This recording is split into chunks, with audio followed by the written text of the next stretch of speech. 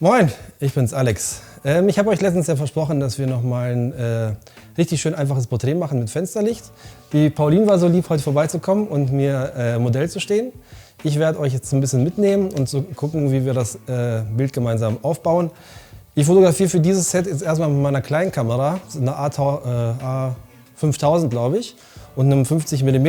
Das ist auf ein Vollformat etwa 75 mm äquivalent. Ich werde aber nachher auch noch Bilder einblenden, die wir später machen mit der Hauptkamera, dann könnt ihr so ein bisschen vergleichen. Was wir heute machen wollen, ist ein ganz einfaches Fensterlicht. Das sehen wir schon mal hier. Wenn ihr sowas habt, bestimmt irgendwie eine Balkontür oder eine Terrasse oder wenn ihr eine Hauseingangstür habt, das könnt ihr damit eigentlich überall nachstellen. Der Effekt ist hier insbesondere, dass wir ein schönes Kantenlicht haben, also natürliches Licht von außen und dass der Hintergrund dadurch auch etwas dunkler und etwas schattiger wird. Außerdem haben wir richtig schön Highlights im Gesicht. Pauline ist schon fertig gemacht und wir fangen also direkt mal an.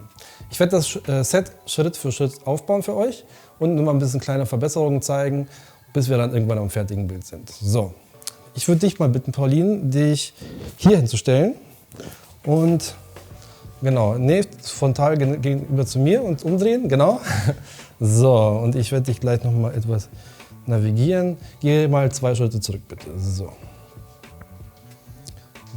wir machen jetzt mal die Einstellung. Also, Pauline steht jetzt, ich würde sagen, 2 Meter von mir weg oder 1,5, irgendwas in der Richtung. Und ich habe jetzt bei dem heutigen bedeckten Wetter ungefähr eine 1/200 Sekunde, eine Blende von 1,8 und eine ISO 1000. Und dann machen wir mal ein Bild. Wir sehen auf dem Bild so ein bisschen, dass der Hintergrund relativ matschig hier ist, dass das Gesicht relativ flach ist, vom Licht etwas uninteressant. Deswegen werden wir versuchen, uns der Lichtquelle etwas zu nähern. Genau, und noch einen Schritt nach da, ziemlich mittig, genau. Ich mache jetzt ein Bild, mit den gleichen Einstellungen. Ihr werdet sehen, das ist jetzt vollkommen überbelichtet, weil wir wesentlich näher an der Lichtquelle sind. Und werde deswegen jetzt meine Einstellung über die Verschlusszeit etwas regulieren und habe jetzt etwa eine 1/1000 Sekunde. So.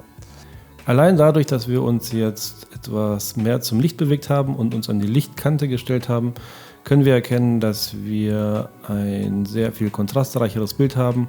Das Gesicht bekommt eine Kontur, die Augen kommen etwas weiter raus.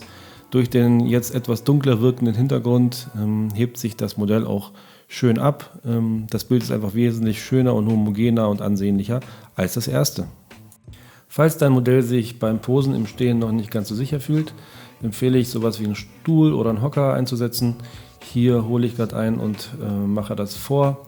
Das hilft dem Modell so ein bisschen die Körperspannung aufzubauen, vielleicht die Hände oder die Arme mit ins Bild zu bringen, ist einfach nochmal so eine kleine Erleichterung.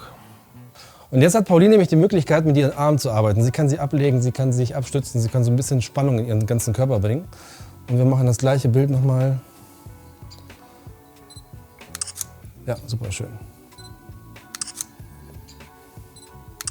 So, wir haben jetzt zusätzlich zum besseren Licht auch die Möglichkeit, dass sie so ein bisschen Form und ein bisschen Posing mit reinbringen kann, um das Ganze etwas schöner wirken zu lassen, etwas entspannter, als wenn man so einfach nur in der Gegend rumstehen kann. Grundsätzlich, Pauline ist schon erfahren, sie könnte auch im Stehen gut modeln, aber wenn ihr vielleicht mit Modellen arbeitet, die noch nicht so posingsicher sind, dann hilft es einfach, wenn man sich so ein bisschen an etwas orientieren kann.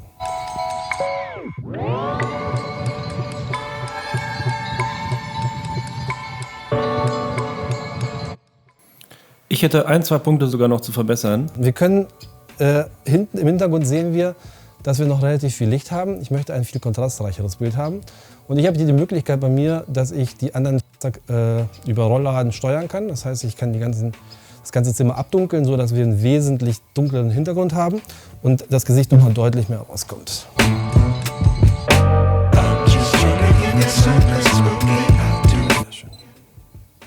So.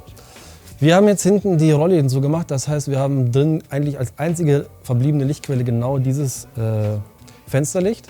Und Licht nimmt mit jedem Meter oder mit der Entfernung sehr stark ab. Das heißt, wir haben jetzt hier sehr viel, sehr starkes Licht, was auf Paulines Gesicht trifft.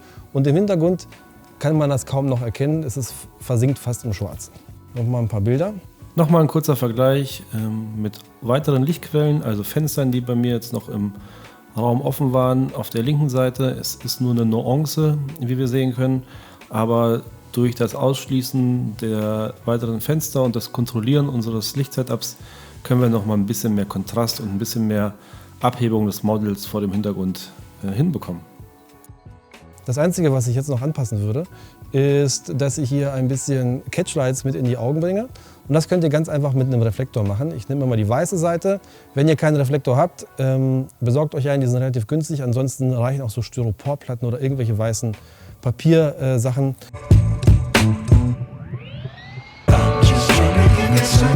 Ihr seht nochmal einen Vergleich, links ohne Reflektor und rechts mit Reflektor. Das Bild ist deutlich heller geworden, vor allem in den Augen. Das ist ein bisschen Geschmackssache, weil ihr auch ein bisschen Kontrast rausnehmt dadurch aus dem Gesicht. Überlegt euch, wie ihr es lieber haben möchtet.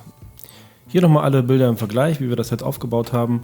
Ganz links das Bild im Raum, das zweite schon ganz anders, indem wir uns einfach an die Lichtkante bewegt haben. Das dritte dann, wo Pauline die Möglichkeit hatte, die Arme mit reinzubringen durch einen Hocker.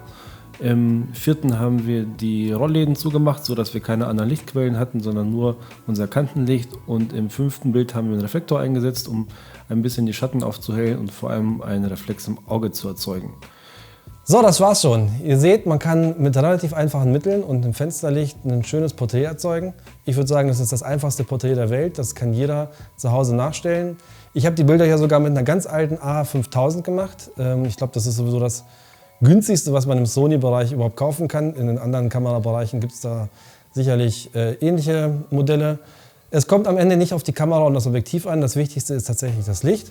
Und so ein schönes Fensterlicht, das geht an jedem Tag, ist wunderbar.